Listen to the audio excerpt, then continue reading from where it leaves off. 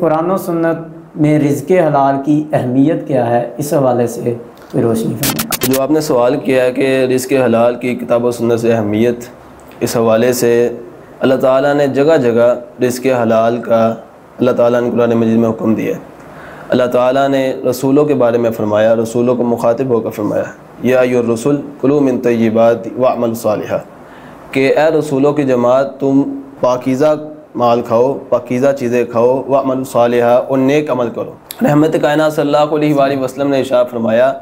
کہ جو اللہ تعالیٰ رسولوں کو حکم دیتا ہے وہی حکم اللہ تعالیٰ مومنین کو بھی دیتا ہے۔ جی، تو آگے ایک آیت میں اللہ تعالیٰ فرماتے ہیں یا ایھا الذین آمنوا کلوا من طیبات ما رزقناکم، کہ اے ایمان والو تم بھی پاکیزہ مال کھاؤ، حلال مال کھاؤ،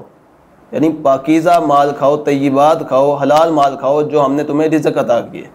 تو اللہ تعالیٰ نے جگہ جگہ قرآن مجید میں رزق حلال کی اہمیت کو اجاگر کرنے کے لیے رزق حلال کھانے کا حکم دیا۔ یہاں جو نقطے کی بات یہ ہے وہ یہ ہے کہ اللہ تعالیٰ نے انبیاء کو رزق حلال کا حکم دیا کہ تم رزق حلال کھاؤ، حالانکہ انبیاء کرام تو رزق حلال ہی کھاتے ہیں، رزق حرام تو کھا نہیں سکتے، وہ تو خود اس کی دعوت دینے کے لیے آئے ہیں کہ رزق حلال کھایا جائے۔ جیسا کہ ایک اور مقام ہے اسی طرح کا کہ اللہ تعالیٰ نے 18 انبیاء کرام کا ذکر کیا، اور 18 انبیاء کرام کا ذکر کرنے کے بعد اللہ تعالیٰ نے کیا فرمایا وَلَوْ أَشْرَكُوا لَحَبِطَ عَنْهُمْ مَا كَانُوا يَعْمَلُونَ،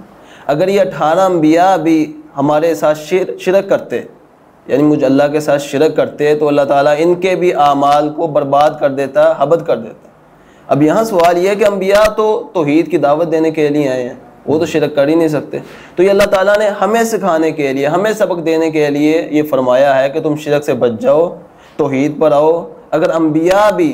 شرک کرتے، یعنی شرک یہ اتنا سنگین جرم ہے، اگر انبیاء بھی شرک کرتے تو ہم ان کے اعمال کو برباد کر دیتے۔ اسی طرح کا سلوک اس آیت میں ہے کہ اللہ تعالیٰ نے انبیاء کرام کی جماعت کو حکم دیا کہ تم طیبات کھاؤ، پاک مال کھاؤ۔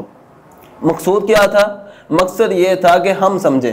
یعنی عام لوگ، ہمیں سبق دینے کے لیے، ہمیں سمجھانے کے لیے اللہ تعالیٰ نے انبیاء کو حکم دیا، اور رحمت کائنات صلی اللہ علیہ وسلم نے فرمایا کہ جو حکم انبیاء کے لیے ہوتا ہے، رسول کے لیے ہوتا ہے، وہی